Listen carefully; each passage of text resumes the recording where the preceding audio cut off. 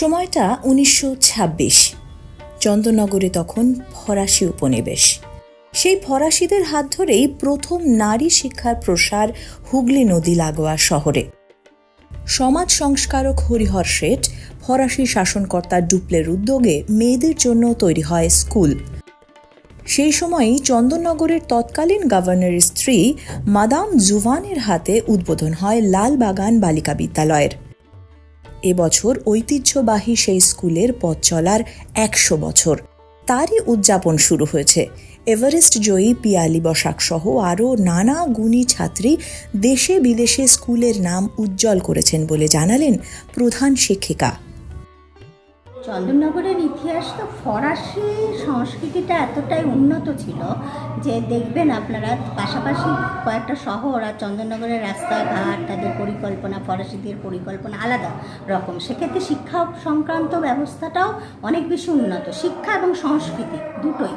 তো চন্দননগরের ডুপ্লে কলেজ তৈরি হয়েছিল এবং সেই কলেজ আপনারা রিসেন্ট জানেন যে ন্যাকটিং বোধহয় A+ ডিগ্রি দিয়েছে ডক্টর ওখানে দেবাশিস সরকার, উনি এখন প্রিন্সিপালের দায়িত্বে রয়েছেন। ভীষণই আমাদের সঙ্গে আমাদের স্কুলেও উনি এসেছেন। আমাদের স্কুলে কোনো একটা বছর আমরা অ্যানুয়াল প্রোগ্রামে ওনাকে ডেকেছিলাম।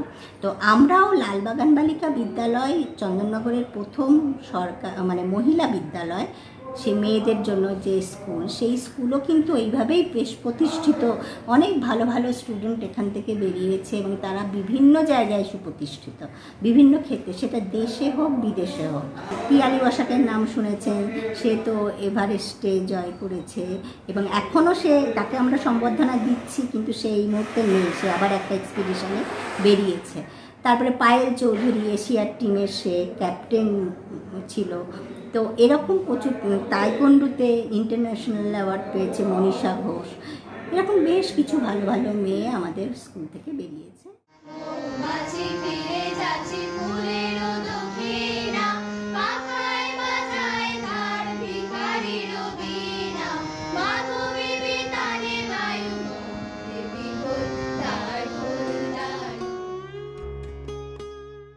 স্কুল প্রতিষ্ঠার ইতিহাসের কথা শুনিয়ে প্রধান শিক্ষিকা বললেন, বিজ্ঞান বিভাগে এই স্কুলের আরও উন্নতির চেষ্টা চালাচ্ছেন। 1926 যখন প্রতিষ্ঠা হয়েছিল, ভোলানাথ দাস তার বাড়িতে প্রথম 40 জন ছাত্রী নিয়ে এবং হরিহর শেঠ মহাশয় তার বিশেষ সাহায্যে এবং আরও কিছু তখনকার চন্দননগরের মহান ব্যক্তি তাদের সহযোগিতায় সেটা স্কুল হলো। তারপরে এই যে এখন যেখানে ভবন, সেটা রাধিকা লাল রক্ষিত ওনার জমিতে এই ভবনটা, সেখানে মাদাম জুভান তখনকার যে ভাইসরয় ছিলেন তার ওয়াইফ, তিনি এসে দানপত্র দিয়েছেন এবং তার যে দানপত্র সেই কাগজ কিন্তু আমাদের কাছে সংরক্ষিত এবং তখনকার স্ট্যাম্প ইউজ করা, যদি ফ্রেঞ্চটা আমরা করতে পারি না তবে লেখা আছে এবং সেগুলো আমাদের কাছে যত্ন করে আছে। 1931 সালে টিচারের সংখ্যাও রিসেন্ট যে সমস্যার মধ্যে পড়েছি সেই সমস্যাতে আমরাও পড়েছি। 4 জন টিচার এই মুহূর্তে আমরা খুব বিপর্যস্ত অবস্থায় রয়েছে এবং তারা বেশিরভাগই সায়েন্সে। তো আমার স্কুলের প্রধান এখন আমার লক্ষ্য হচ্ছে আমাদের স্কুলে যে সায়েন্স বিভাগটা, সেটা কীভাবে আমরা উন্নত করতে পারি, সেটা আমরা চেষ্টা করছি। নিজেদের স্কুল নিয়ে গর্বিত ছাত্রীরাও পূর্ণ উদ্যমে তারা স্কুলের 100 বছর উদযাপনের আনন্দে মেতেছে।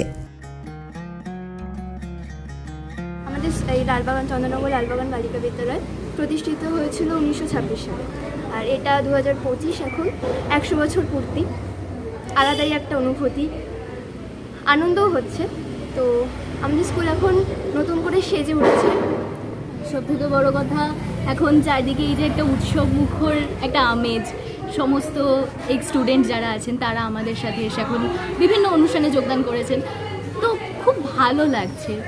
সেই সময় যখন মেয়েদেরকে ঘরে বসিয়ে রাখার চল ছিল বেশি, সেখানে আমাদের স্কুলের যারা প্রতিষ্ঠাতা তারা এরকম ভাবনা চিন্তা নিয়ে চন্দননগরে প্রথম বালিকা বিদ্যালয় স্থাপন করেছে। তো এটা স্বাভাবিক একটা গর্বের ব্যাপার। আমরা হয়তো আজকে এই জায়গা থেকে ভাবনা চিন্তা করলে হয়তো এটা খুব সাধারণ, কিন্তু তখনকার সময় যখন এটা প্রতিষ্ঠা করা হয়েছে সেই সময় দাঁড়িয়ে যদি এটা আমরা ভেবে দেখি, এটা ভীষণ একটা বড় ব্যাপার, একটা বড় উদ্যোগ।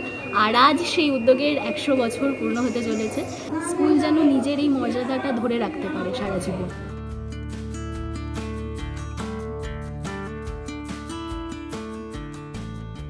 উনিশশো সালে লালবাগানের পরেই চন্দননগরের কৃষ্ণ ভাবিনী নারী শিক্ষা মন্দিরও চালু হয়।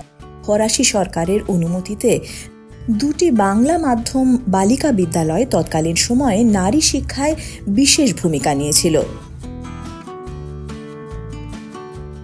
ইটিভি ভারতের রিপোর্ট, হুগলি।